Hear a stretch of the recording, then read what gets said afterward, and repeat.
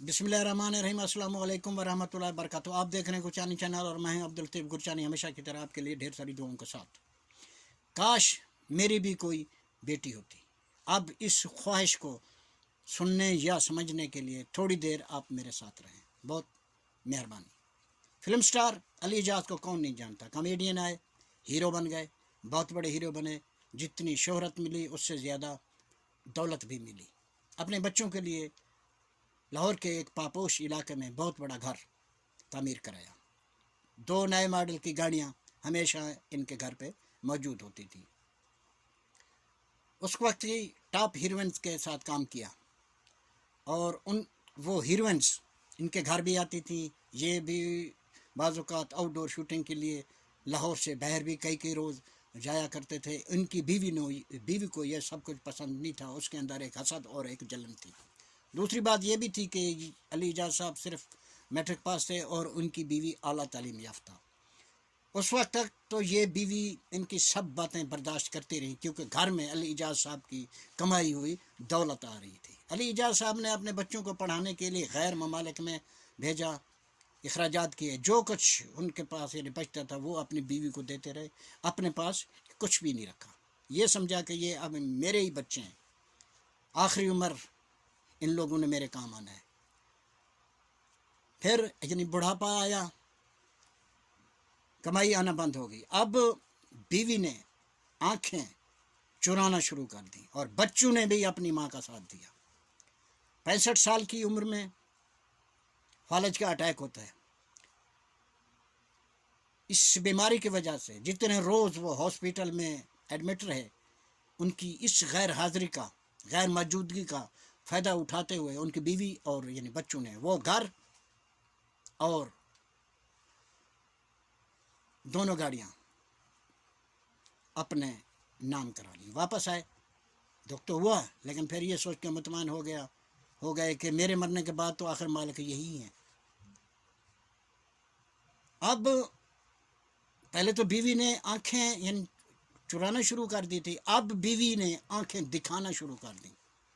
आपको पता है, अल्लाह माफ़ फरमाए, कोई फालिज ज़दा आदमी जब खाना खाता है तो उसके हाथ कैसे काम करते हैं। जिस टेबल पे बीमारी से पहले जिस डाइनिंग टेबल पे वो बैठ के खाना खाया करते थे, अब उनकी बीवी ने देखा कि जब वो खाना खाते हैं तो फिर तंज करना शुरू कर दिया कि तुम तो जाहिल आदमी, तुम्हें खाना खाने की तमीज़ भी नहीं है। बर्दाश्त किया, दुखी बहुत हुए।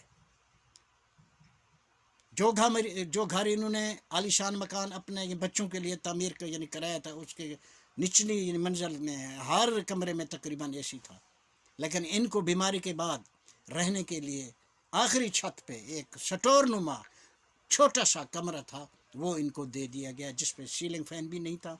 एक आम सी चारपाई थी और एक कई साल पुराना टेबल फैन था। मुलाजमों को, नौकरों को वार्निंग दे देगी कि खबरदार, आप लोगों ने ना इनकी कोई खिदमत करनी है, ना कोई इनका हुक्म माना, ना ही घर से कोई चीज़ आपने इनको देनी है। अगर किसी नौकर ने तश करते हुए या अली इजाज़ साहब की मोहब्बत में उनको कोई चीज़ देने की कोशिश या खिदमत करने की कोशिश की तो उस नौकर को घर से, मुलाजमत से निकाल दिया गया और उसकी जगह पे एक नए मुलाजम को लाया गया। फिर सितम ये कि पहले तो यानी कमरे की सीढ़ी अंदर से थी, लेकिन बाद में उस सीढ़ी को बंद करके बाहर सड़क से एक सीढ़ी तामीर कराई गई, ताकि अली इजाज़ साहब जब घर से बाहर जाएं या घर के अंदर आएं तो हम इनकी शक्ल भी ना देखें। कई रोज़ दूध, चाय, डबल रोटी खाकर यानी गुजारा किया। या एक दोस्त थे, दोपहर का खाना उनके साथ खाते थे। घर में 2 गाड़ियाँ होने के बावजूद भी अली इजाज़ साहब रिक्शे पे जाते थे और रिक्शे पे यानी वापस आते थे। आखिरकार 18 दिसंबर 2018 वो दिन था जिस दिन अली इजाज़ साहब की तमाम यानी मुश्किलें ख़त्म हो गई, आसान हो गई।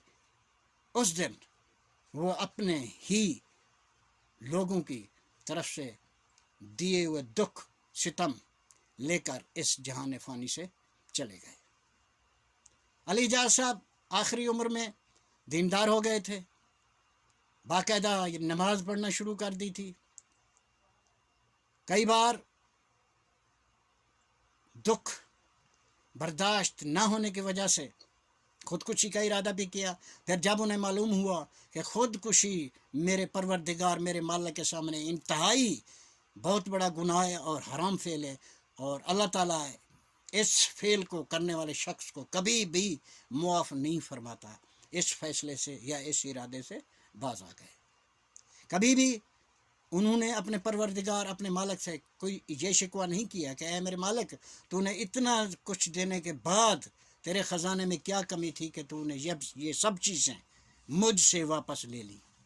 क्योंकि आपको पता है कि जब इंसान के पास कुछ भी नहीं होता तो कोई गम भी नहीं होता, कोई दुख भी नहीं होता, क्योंकि होता कुछ नहीं है। जब सब कुछ आ जाए फिर वापस चला जाए तो इंसान को बहुत तकलीफ़ होती है, बहुत दुख होता है।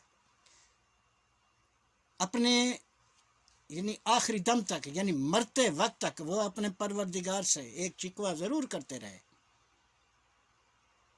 कि ऐ मेरे परवरदिगार, काश तुमने मुझे एक बेटी दी होती। क्योंकि अली एजाज साहब के 2 बेटे हैं, बेटी नहीं थी।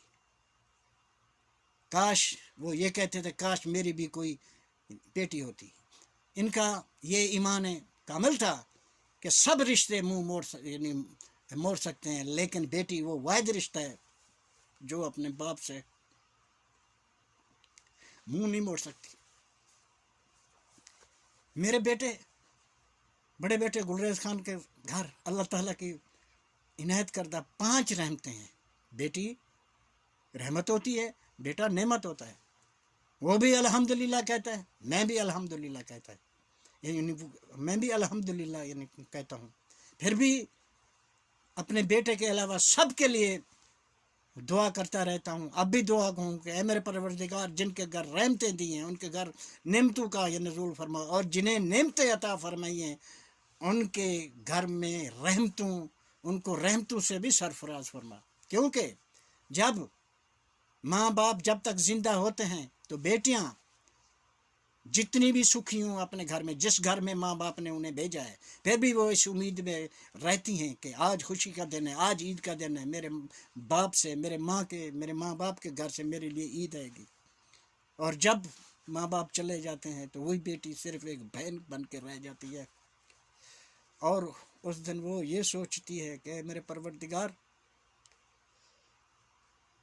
आज ईद का दिन है, मेरे भाई के घर से या मेरा भाई खुद आएगा मुझे ईद देने के लिए।